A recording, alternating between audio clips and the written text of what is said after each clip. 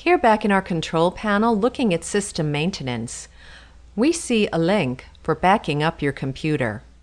It's something I hope that everyone takes advantage of. There is nothing more heartbreaking than losing your data because you didn't back it up before your computer died. So let's go ahead and click the link and see what we get. I'm going to maximize this screen. We can create backup copies of files or folders. Let's take a look at that.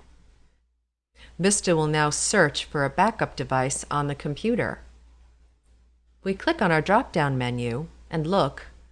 We can see that I have an external backup device, something I strongly recommend.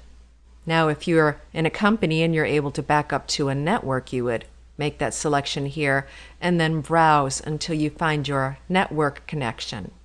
But I will choose my external backup device and say next. Tell it what I would like it to back up. Tell it what type of files I would like backed up. And tell Vista how often I'd like this backup to happen.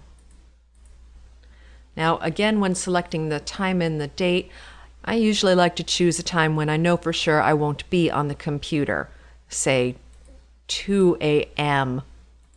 on a Sunday. And then you would simply save the settings and start your backup.